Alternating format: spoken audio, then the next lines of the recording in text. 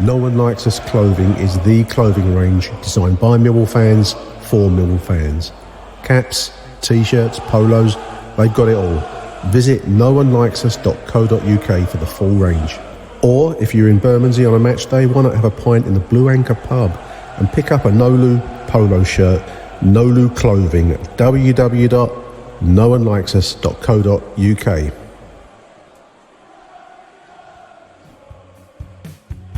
Hi, it's Mr. Bye for Now from Millwall Football Club, and you're listening to the world famous Achtung Millwall.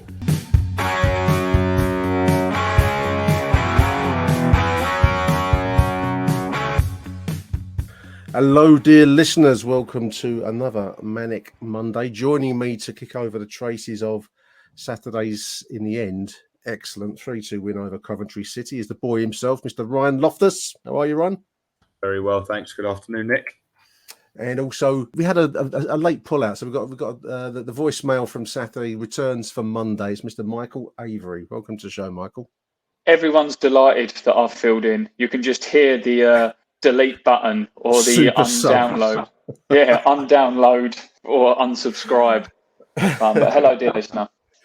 Gentlemen, I am going to take you into a time machine. I'm going to take you back to the 21st of March, 2009. I'm going to take you both on a journey to Hartlepool, Victoria Park in Hartlepool. Hartlepool 2, Millwall 3 that day. And that was the last time that we came back from 2 goals behind to win a football match. The goal scorers that day, listeners, I know you're interested. Peter Sweeney, an ex-Millwall name, went 1-0 in the 23rd minute. It went 2-0 up, Hartlepool, in the 25th minute. Disaster. Enter the hero of the hour, Mr. Neil Harris, who scored in the 62nd minute, the 67th minute, and finally put us ahead in 10 minutes of madness for 3-2. That was the last time, chaps, that we won from coming from behind from a 2-goal margin. So Saturday's game, as diverse a game as it was, haphazard a game as it was, is quite noteworthy. I mean, Ryan, it's a very odd mix of a performance Saturday, I felt. Yeah, before the Twitter bods, as they want to do, completely lay into you, Nick. I think we have done it more recently than that. Have we? Well, when? Because I looked. No, 2016 away to Bury. 2016 away to Bury. I'm going to look that one up as you speak. Wow. James Vaughan goals and Williams penalty, Mark Butcher goal, and Aidan O'Brien in the 92nd minute that season. I stand corrected because my eyes sailed past that. Wow, but that's purely for your own safety online, Nick. I know. Well, how these things I'm a gentle soul, and I can't take the abuse, listeners. It doesn't happen very often. If in 2016 we did it then fair enough. What day was it in 2016? November. Right? So it was 26th November. I've got here. Right. Okay. I'm looking at that as we speak. But yeah. It don't happen very often, so the game is nevertheless, whether it's 2016 or 2009, it remains noteworthy for that reason alone. But yeah, the point still stands. It was a really, really bad start. It kind of felt here we go again. The first minute in after the Sheffield United game, which was not good at all. I think a lot of fans were, despite the optimism, obviously new signing coming in and a bit positive news around the club with contracts and whatnot. I think a lot of people they've not been necessarily convinced. I think last week's loss kind of took off the shine of the opening day win. And to start it how we did, I mean, Coventry were good, but they weren't fantastic. We weren't getting completely played off the park. It looked much more down to our own doing. It looked more that we just weren't putting passes together, no cohesion, no kind of determination to kind of get forward and get into the team and get goals. It just looked like we were going to be passively wiped away like 4 or 5-0 after half an hour whenever the second goal went in. But you get a bit of luck, you get back into the game, and that's what the crowd can do. That's what momentum can do. And by the end of the game, you'd probably have to say we were deserved winners. Nick's muted. Nick's not realised he's on mute. There we go. Look, schoolboy error. What a shocking start to this podcast it's been. He just doesn't want to admit that you was robbing Avery. I'm on mute. Oh, mate, what? Shall we re-record it? No, we won't do that. I've got the cat gnawing at my chair here. I'm sure that the BBC don't record in these circumstances, listeners. And I've just been corrected. Ryan is right. We did do it at Bury in November 2016. Quite a dramatic game. Neil Harris was involved in a sense because he'd been managing that day. So there's the link. But I mean, Michael. I mean. The boos were quite distinct all around the ground, certainly in the West Upper. I mean, the goal from Jake Cooper took the sting out of that situation on Saturday, but it was an undercurrent of the afternoon that people weren't convinced, weren't satisfied, and what they were seeing wasn't good enough. No, and I'm without trying to be too pessimistic and angry or whatever it is, I can't see how. And with all due respect to what you said there, Ryan, when you said it was like we were sort of like deserved winners and it was a good result, and all these people saying it was a good result, and I mean the result good, should I say? But like it was a good performance. We've come from 2-0 down. We were dire in that opening half an hour. We were awful, and do you know what it had? Do you remember the game against? I think it was Preston a few years ago where they went 3-0 up in like 27 minutes or something like that. It had a little bit of sort of remnants of that. Maybe Coventry weren't as good as Preston was on the day, but Coventry seemed to move the ball better than we did. They were sharper than us on the ball.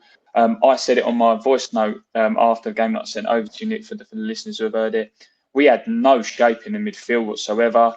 No width, wide play. There was balls being played 30, 40 yards up to a Phobe to somehow try and bring down. I remember there was one time when he brought the ball down quite nicely, ran out to the wing, got the cross back in and bounced around the 6-yard box, 10 yards out, and there's literally no one in the box following up. I thought it was atrocious. I think it was really bad, and I'll go that far.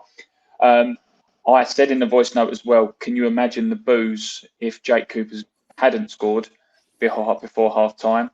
Because, Coventry had the one disallowed as well. I don't think Cooper, if you look at it again, he maybe tries to put it on target, but I don't think he meant to score. I think it was a bit of a fluke goal in truth. But let's not be so anti-Millwall in this breath. We did sort of sharpen up after 20, 30 minutes.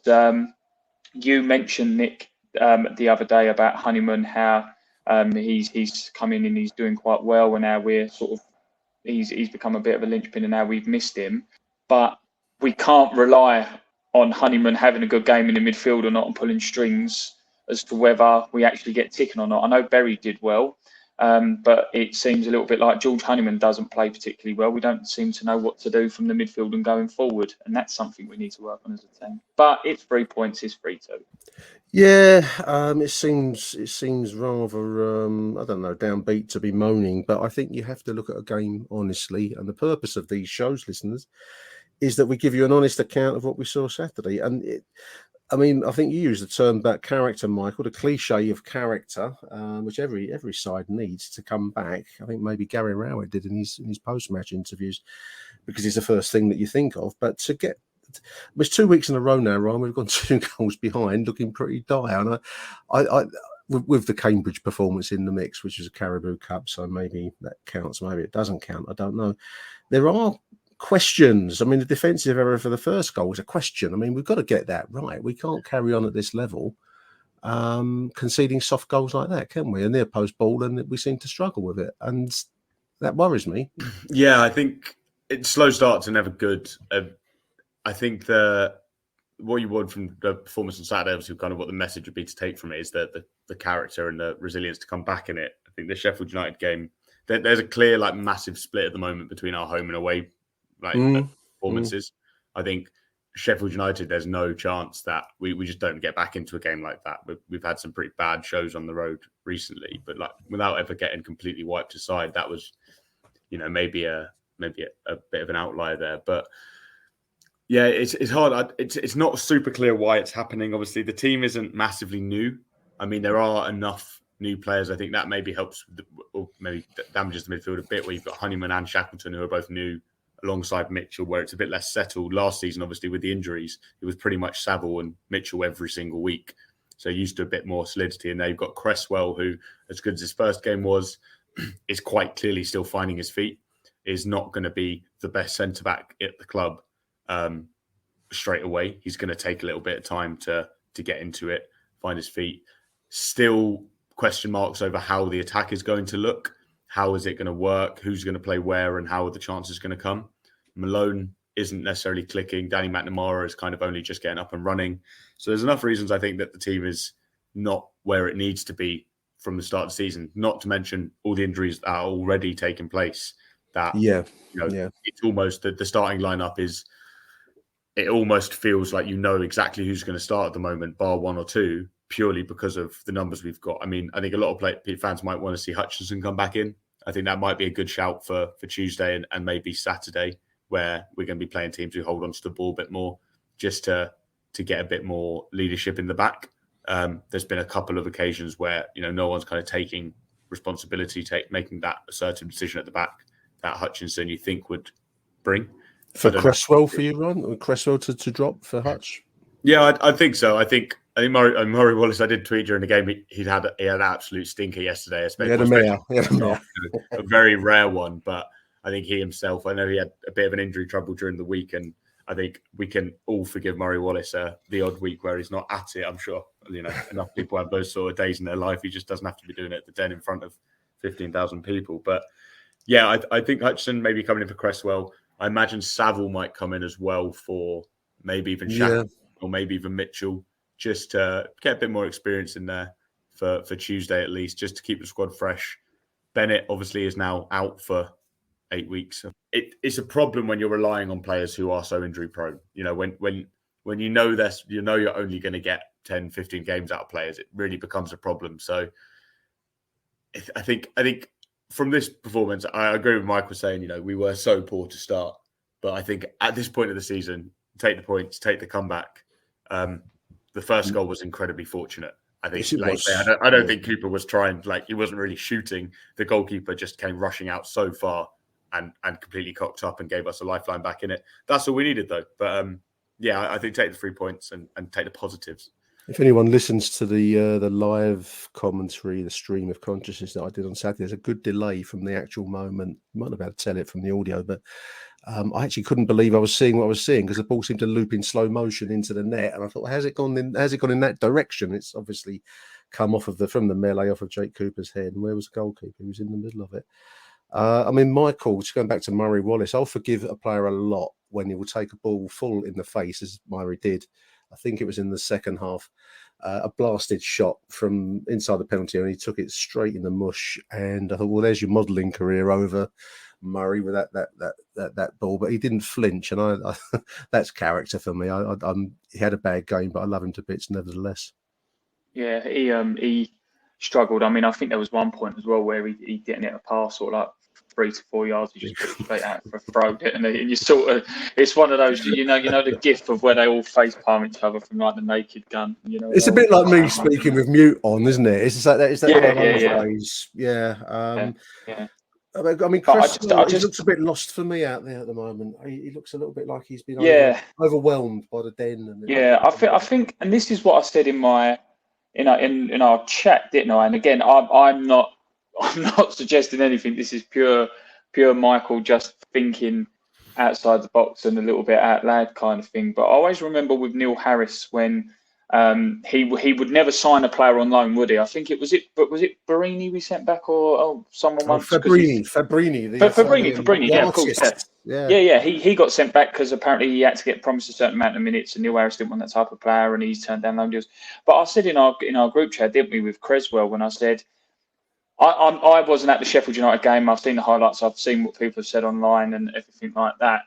But apparently, it wasn't one of his best games. He didn't play particularly well at the Den Saturday just gone. And like Ryan says earlier on, and a few people said, maybe it's the time for him to have a little bit of a breather and settle in. But are the Cresswells and the Shackletons getting these game times ahead of players like Hutchinson and Saville because there could be some clause somewhere that says they've got to play X amount of games? Possibly. You'd hope not, but it's possible. Because I just can't understand, Nick, how Saville can go from being one of the best players on the pitch for Sheffield United, then gets dropped, and he scores the winner after coming on as a sub, and then we're still saying, do we start Saville? Is it time? It should be if that was your full entire squad contracted players. Don't worry about loans and minutes to players. You'd be like, well, Shackleton, you're going to sit out the next one because we've got to put George Saville back in. Well, you And hope also, that's going to be the equation. You hope that's the balance that the manager makes and isn't under any kind of contractual pressure to do otherwise. But yeah, I'm not saying he is or he isn't. I don't know. It's just a guess. I mean, I think I'm entitled now, Ryan, to officially designate Mason Bennett as injury-prone Mason Bennett. There was a piece on News at Den bemoaning the fact that he gets tagged at, but I think we can officially call him the injury-prone Mason Bennett. Injury-prone might be understated, I think. At this point, when you're more injured than fit, maybe the fitness needs to come into the... maybe he's health skeptic, maybe. Health skeptic, health denier. I don't know.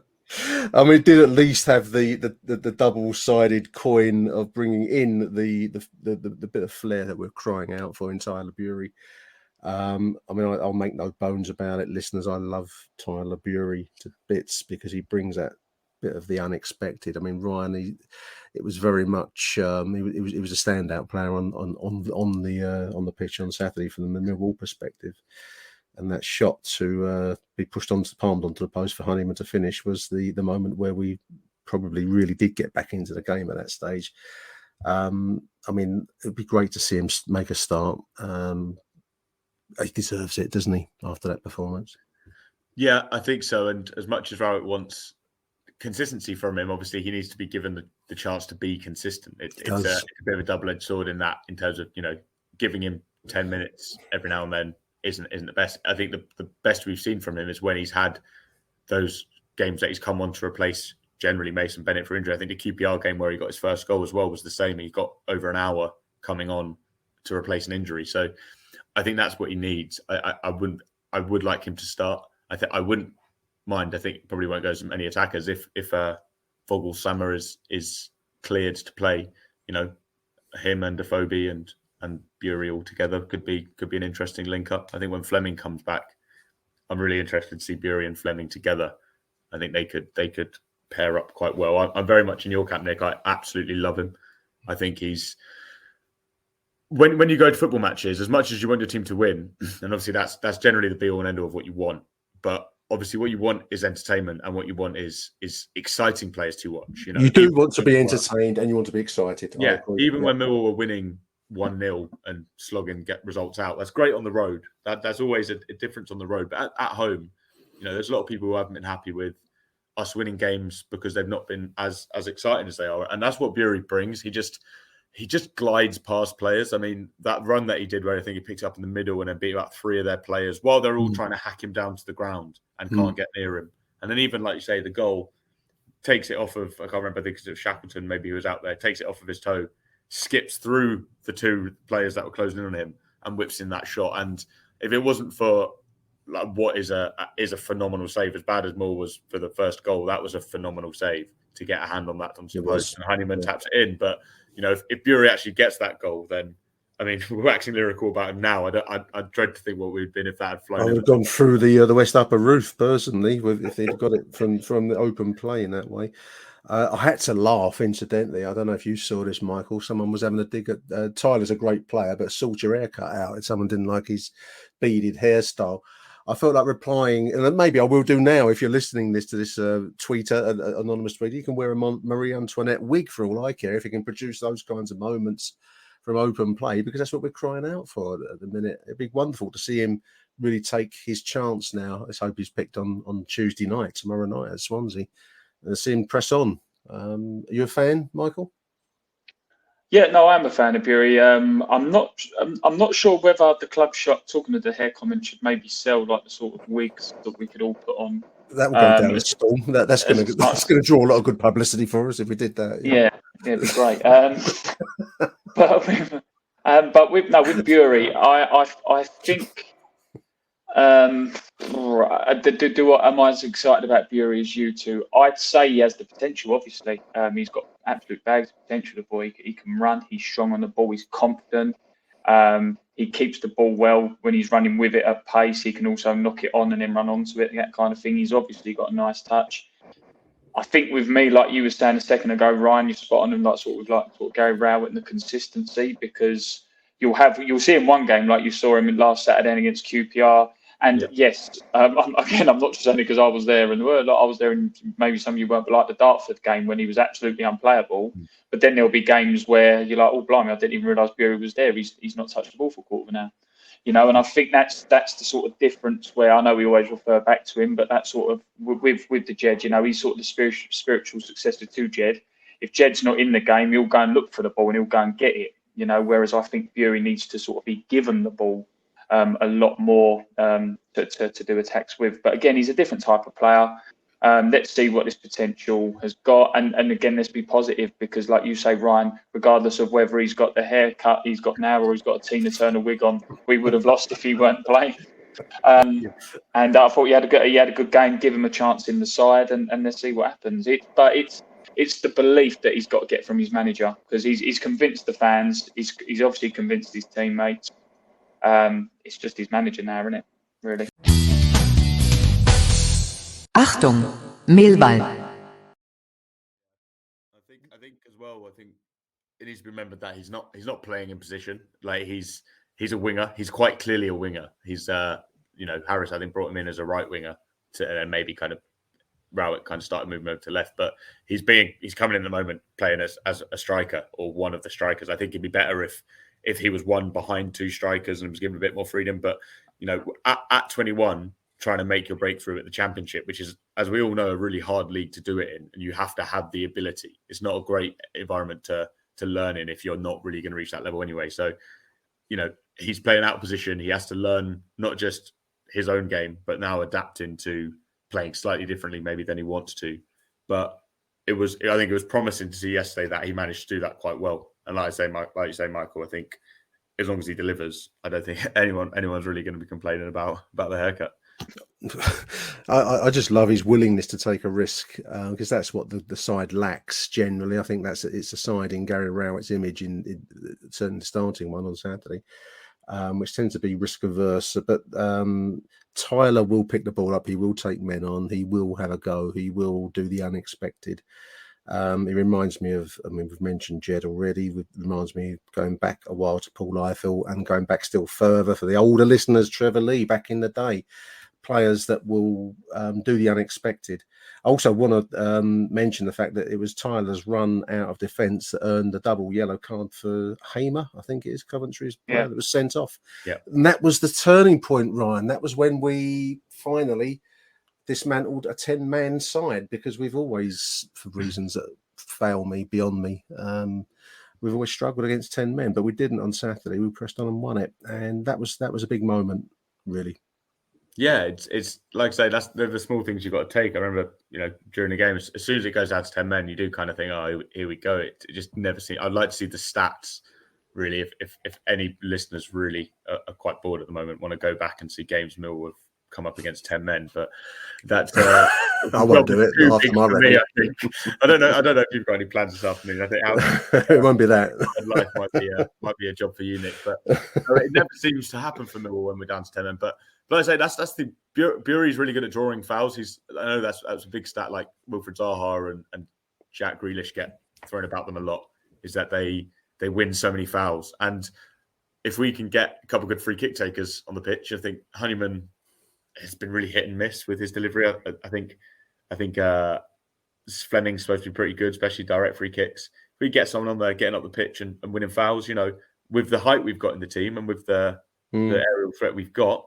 That again is another tactic that plays into the hands of how we want to play. I think Hamer is a notorious kind of fouler for Coventry. I think you can see pretty much from the first half he was going to get sent off at some point in that game. I think he was just flying into everyone, and he tried to sell it with the little hold in his head, didn't he? But he was a classic example of the player that gets carried away by the den because it's this bear pit of a venue. Yeah. And I think even Cresswell on our side has become a little bit drawn into this kind of manic pressure that the den generates.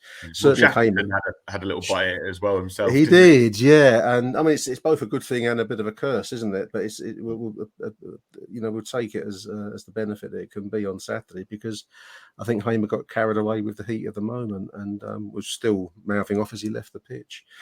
I mean, Michael, the $64,000 question is once Priti Patel gets Vogelsammer his work permit to cross the border and actually pick up his tools and start playing, what impact the U-boat will have on our front row. I mean, that's going to be the big question. I'm hoping that if he scored goals in the German second division, as he seems to have in the past, that he can score goals in the English second division. Are you hopeful of von Vogelsammer? Well, it's going to be difficult to get his name on the back of the shirt if it goes well, isn't it? I'm looking forward to saying it in every different way I can. But Eric von Vogelsammer. Yeah, but do you know what you sort of like teed me up there, Nick? Because I was just going to sort of jump in on what Ryan said after that. The one thing that's getting me a little bit, and I know you've mentioned it. I think it was on your last show, Nick, or on the live stream.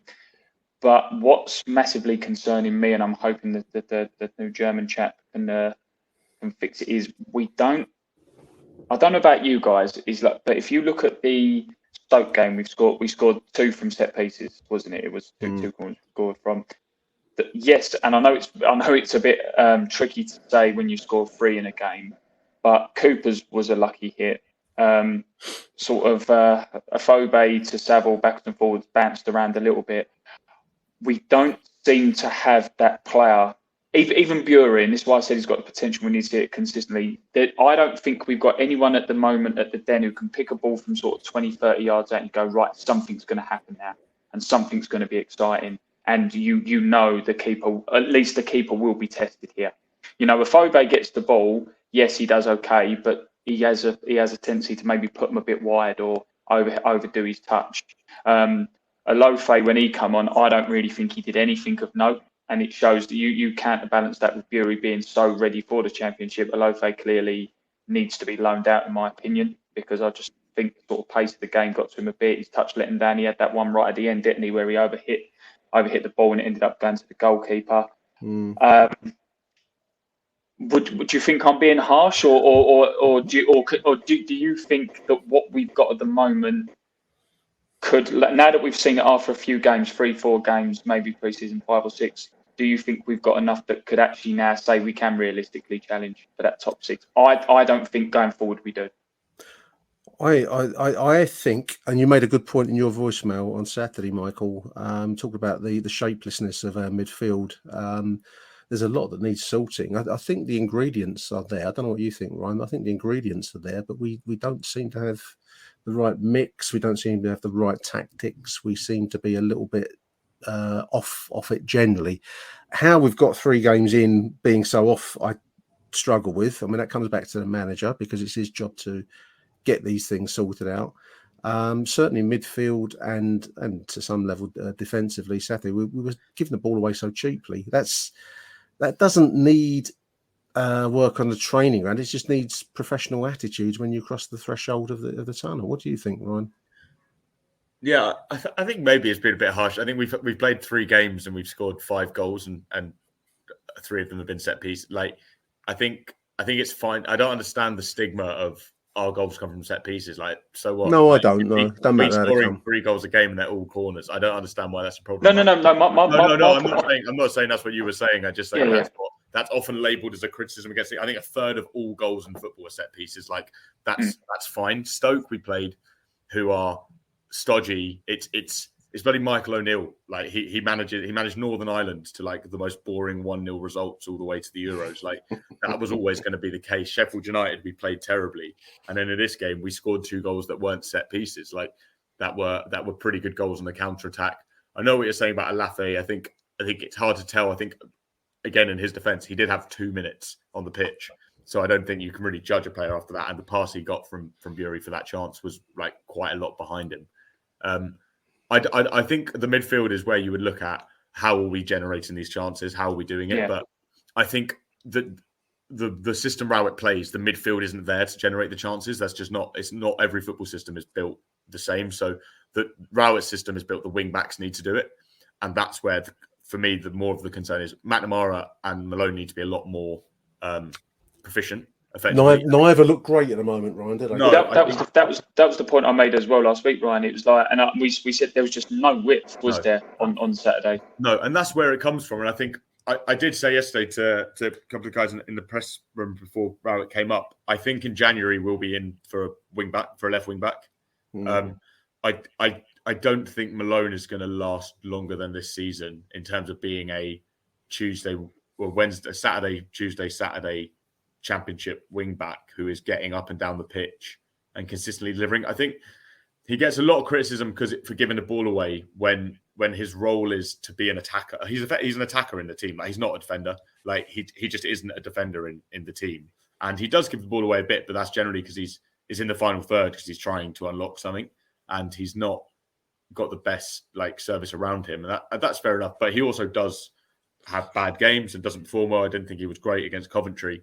I think that's going to be an area where we're going to need to strengthen, and I think that might be if you're look at Chelsea, obviously it's a different level, but going out and sign Mark Cucurella when they've already got Ben Chilwell, who's really good, but as soon as he was injured last year, their whole system was knackered because it's so reliant on the wing backs that you need good wing backs all the time. And Murray Willis can do really good, but obviously isn't quite as attacking as Malone.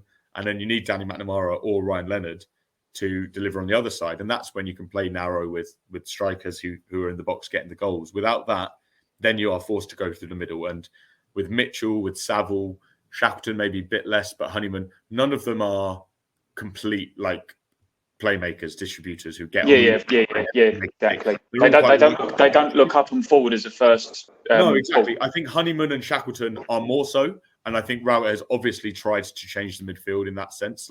Last year when we had Evans and Kieftenbeld and Saville and Mitchell, no one was looking to try and play a forward pass. Saville, you see what he's done recently is he's playing him a lot further forward. He obviously played him a bit more as a defensive midfielder last season. He's now pushing him even further forward to get in the box, and obviously he got a goal on Saturday.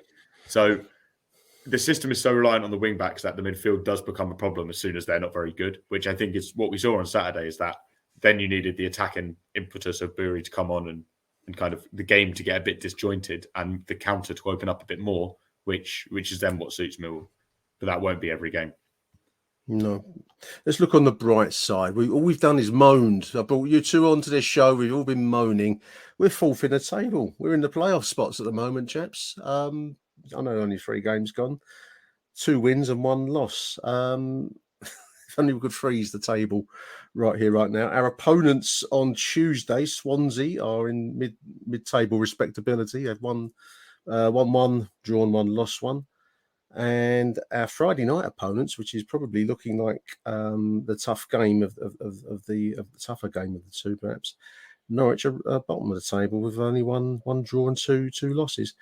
I mean, I'm not saying that the season will finish with those kinds of positions, but there's no reason to be downhearted. We just really need to bring our A game and be on it, Ryan, from the very start. That's where we've gone wrong Saturday and at Bramall Lane as well. We just weren't on it from the start. We switched off cold. Yeah, definitely. And I think Swansea away is going to be it's going to be a good opportunity to kind of correct the away form. I think that they've not started fantastically.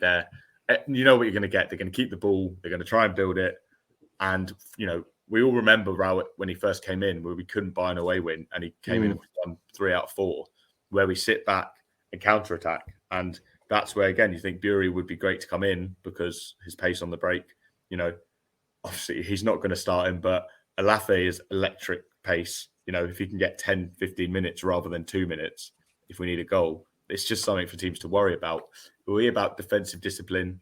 Same with Norwich. I think Norwich will look to keep the ball as well. So these are 2 away games now that are a good opportunities for Millwall to kind of fix that away form that they've had. It will just depend on how disciplined they are and how well they can take attacks, take their chances. Obviously, like Mike was saying, they need to be able to create something. And you don't, could be coming that we win these 2 games 1-0 set pieces. And again, can't complain with the results. But then you start to think, like Mike was saying, we need another way of getting goals as well. So, yeah, I think there'll be interesting games. Neither of them have started maybe as well as you think. And obviously 10 games into the Championship, no one knows how anyone's doing. You turn up one week against a side who you think are awful and they whack you. Then you think you're playing the best side in the league and you beat them 3-0. These games are just about getting as many points on the board as possible early on until the league kind of sorts itself out with who's going to be where. Yeah, I mean, the quarter mark is at 10 to 12 games-ish, really, isn't it? If you were in very rough terms, so that'll be the moment where we get a proper picture as to our fortunes for the season. But two tough games, Michael, nevertheless. Swansea away and Norwich away. We don't have a great record at Norwich, I know that much. Swansea, we won there a couple of years ago. I went down for it. It wasn't last season, the season before, perhaps, or the season before COVID. But two tough away fixtures, nevertheless. Yeah, and they're like you said there, Nick, and what you're saying about Norwich. With 3 games into the season, they're not going to be down the bottom, and they desperately need a win.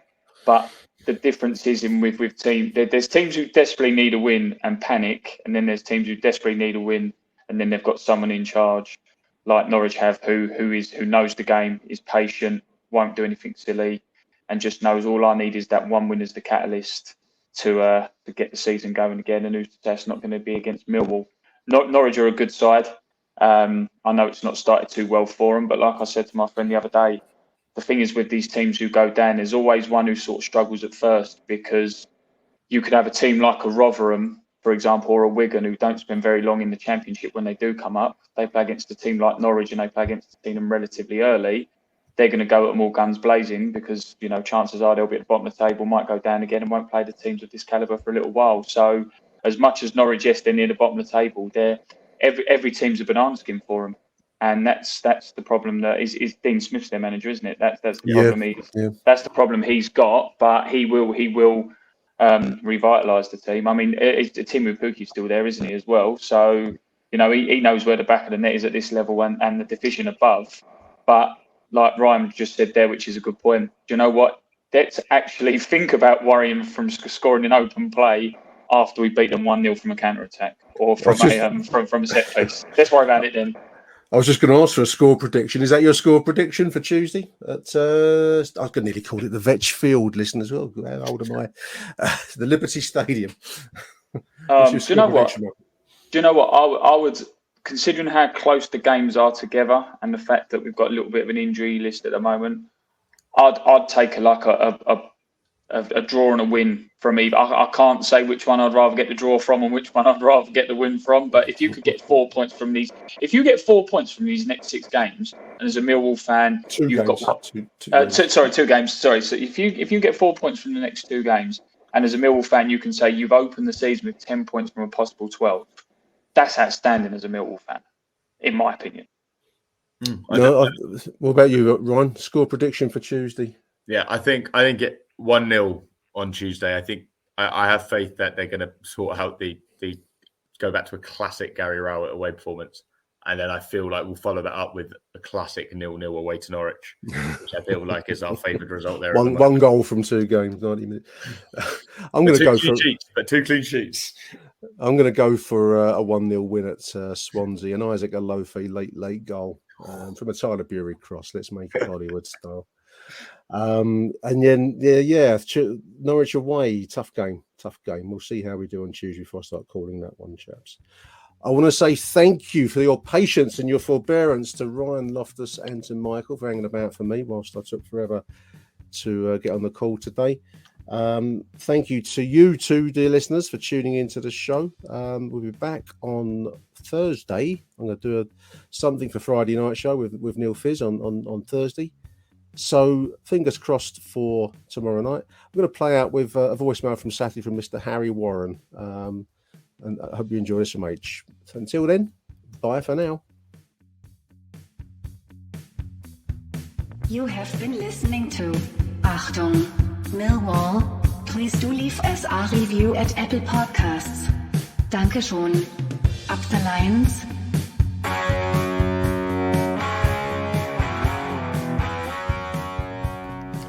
Well, it's not quite over to Harry, listeners, as is the way of podcasting, recording. News breaks as you are editing your final cut for the show. So I was just on the brink of posting the final recording from this afternoon's Manic Monday when the news broke that Danny McNamara has signed a new long-term deal. I'm just looking at the club website for further details to bring it to you, and unfortunately you've got to sign into Mill TV to get the interview.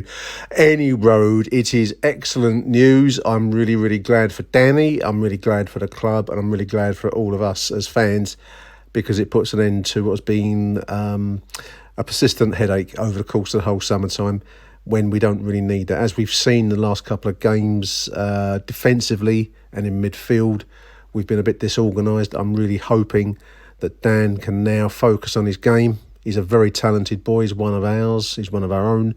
With that little stop press, I'm going to take you now over to Harry, over to his Saturday post-match recording, and hopefully allude to some of the reasons why it's such great news that Danny Mack has renewed his contract. Thank you for listening, dear listeners. Boys, here's my thoughts on yesterday. If we start the way we started the game yesterday, we will get beat a lot. We were absolutely abysmal. We had no defensive sort of organisation. The midfield three were passive. We needed a runner in there, really. We've got no one that can carry the ball, compared to Coventry, who had players that carried the ball, like picked the ball up, passed it, run with it, drove at the opposition's defence. We don't have anyone that can do that. And that really showed in the first half hour. The game changes, despite them being 2-0 up, the game changes on their goalkeeper's mistake. And really, from that point on, although they had chances, they never cut us open as simply, apart from that Bart save late on. And we sort of huffed and puffed our way back into it for a moment of time. The equaliser is a pure Tyler Bury bit of brilliance. All right, he doesn't score, but 9 times out of 10, I mean, what a finish that was. And then Honeyman is alive and taps it in, which is great. I don't know if he was offside, but why is he the only one following in? No. But you can't knock it. And then we've got Then we've got the most important thing is we got the 3 points. We got the win late on, and we'll go from there. We'll take our win and we'll move on. But we played badly and won. So, you know, would we have won that game last season? You know, with the draws, 6 from 9 looks a lot better than 4 from 9. Fourth in the table. No one's got 100% record apart from Blackburn, who've played 2 games. I think they play later today, if they didn't play yesterday. But they might have been the team that was meant to play Coventry. I can't remember. But yeah, we've got 6 points from 9. All right, we're out the Carabao Cup. That might be a blessing in disguise. And I just thought. I thought the subs were late as well. I know we've ended up winning, but in that 8, when you've got 5 subs to make and we've only made 1, and then we bring on Leonard for Creswell, was it in the end? And we brought Leonard on for Creswell, and we brought Evans on and Saville on. And we still didn't make another change, and we brought Alofe on. But Alofe, we need another striker. I mean, I feel harsh on the boy, but he should have just taken that first time, just blasted it. I mean, I'd rather him blast it over. I suppose we could have turned around and said, he's rushed it, he's taken too much time. But with the benefit of that first touch, you might as well have shot first time. I think I'm being a little bit harsh on the boy. I also don't get Leonard playing at the back when I think he's the player that can actually move with the ball in midfield. But there we go. You know, it's being ultra critical when you've won a game, but that's how I feel. But won the game, and that's the important thing, and we'll move on. But come on, New Lions. No One Likes Us Clothing is the clothing range designed by Millwall fans for Millwall fans. Caps, t-shirts, polos, they've got it all. Visit noonelikes.us.co.uk for the full range. Or if you're in Bermondsey on a match day, why not have a pint in the Blue Anchor pub and pick up a Nolu polo shirt, Nolu clothing at www.noonelikes.us.co.uk.